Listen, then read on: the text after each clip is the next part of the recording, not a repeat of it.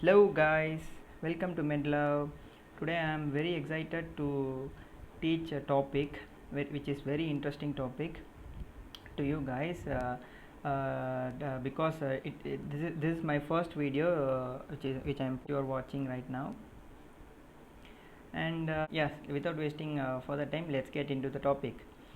So today what we are going to see about is that hypersensitivity reaction, which is super important topic, not only for the theoretical purpose but also clinically very important topic for the undergraduate. Yeah, let's get into the topic now.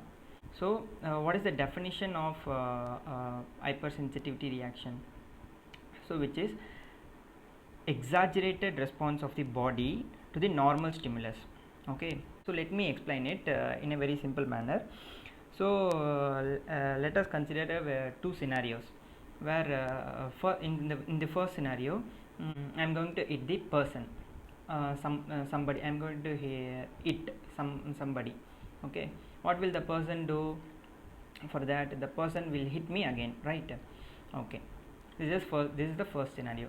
And move on to the second scenario where I hit the same person, and that person hit me by the bat or something, some kind of object beaten me. Okay, so that is the exaggerated response of that person. Okay, so by the same way here also the exaggerated response of the body to the normal stimulus. Okay, there are four types of hypersensitivity reaction: type 1 reaction, type 2 reaction, type 3 and type 4. Okay, so let us, so in today's lecture we'll just focus on type 1 hypersensitivity reaction. So type 1 hypersensitivity reaction are of can be classified into early response and late response. Okay, early response means immediately. So if some for example, if any antigen enters any foreign body, for example pollen, for example any kind of antigen which enters into a body, immediately this response of our body takes place. Okay, and the late response means after 2 to 24 hours only this response will takes place. Okay, after for example antigen enters into our body, after 2 to 24 hours only this response will takes place. Okay, this early response are of two.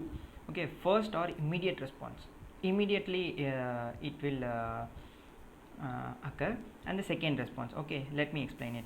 So first or immediate response means, for example, if a antigen enters into our body. Okay, so this is the antigen. Okay, so this is the antigen which enters into our body. For example pollen, one kind of antigen which enters into our body.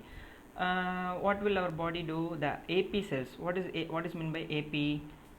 Antigen presenting cells. Okay, so antigen presenting cells, so the antigen presenting cells will recognize it, and it will take the antigen. So what are the antigen presenting cells we know? So what are the antigen presenting cells? So the antigen presenting cells are macrophages and dendritic cells. Okay, these are the examples of antigen presenting cells. So antigen presenting cells. Okay, so for example now macrophages takes the antigen into it by means of phagocytosis. Okay, engulfing. Okay, and sorry for this. Okay, so yes, now this antigen presenting phagocytes or the macrophages or dendritic cells present the antigen into the membrane. Okay, so now the T helper cells, Th2 cells, the important point to note here is that the T helper cells will find it out. Okay, so and it will get stimulated. Now that this Th2 cells will release the certain type of cytokines, like important cytokines like IL4, interleukin 4, interleukin 5 and interleukin 13. So which is very important. This you have to remember, these three cytokines are very important to, you have to mark up. Okay, so IL4, after that 5, and after that 13, IL-4, IL-5, IL-13. Okay, now this IL-4, interleukin 4, this what will do is that this will stimulate the B cells to produce IgE. Okay, this will stimulate the B cells to produce IgE. Okay, fine. So the IgE is produced, and IL-5, interleukin 5, increases the eosinophil count. Okay, so there is increased eosinophil count by means of interleukin 5, and there is increased mucus secretion by means of interleukin 13. Okay, fine. Now what will happen? Now this so this is the mast cell which I am drawing here, which I have written here. This is the mast cell in red color. So in the mast cell, the mast cells are tagged with IgE antibody. Okay, the mast cells are tagged with IgE antibody. Okay, mast cells which are tagged with IgE are ready to be fight with antigen which will come in the future. Okay, so this is the first response of our body. Now move on to the second response. So what is the second response? Now after some time the same antigen comes again. If the same antigen comes again after some time, what will happen?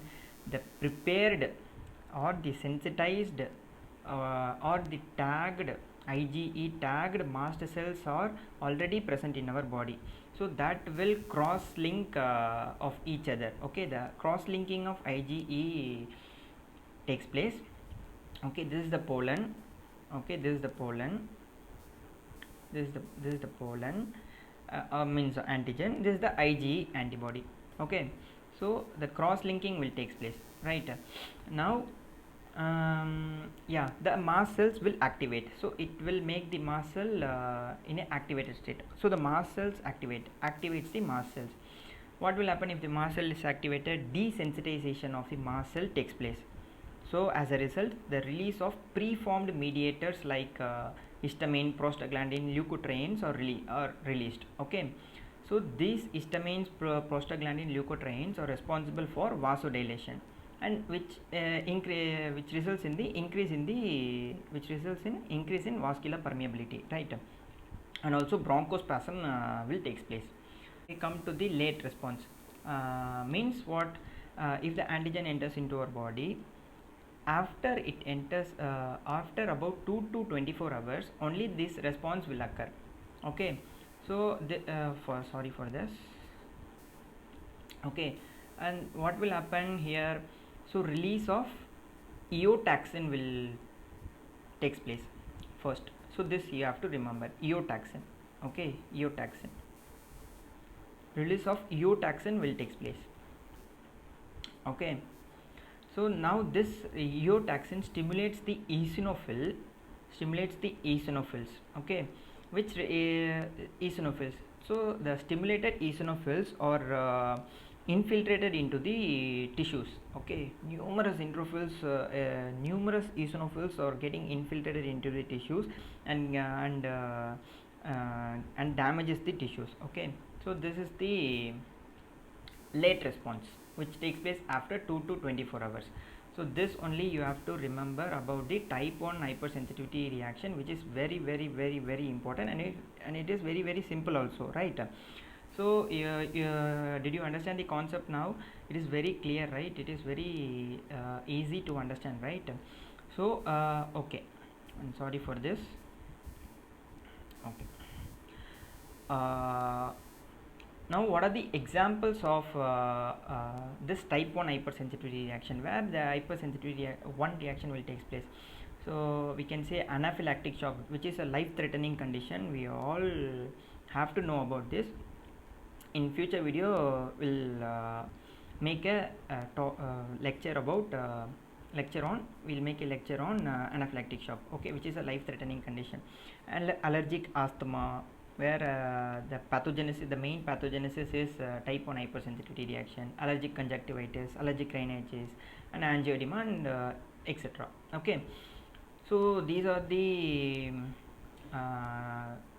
clinical conditions where the hypersensitivity type 1 reaction we can say is a pathogenesis. Okay, Hope you have gained some knowledge from this video. Hope you like this video. If you like this video, please hit the like button and also hit the subscribe button, which helps me to make newer videos. And please forgive me that please forgive me for the hesitation. This is my first video. I'll improve myself. If you want me to change anything, please let me know in the comment section below. And thank you for watching.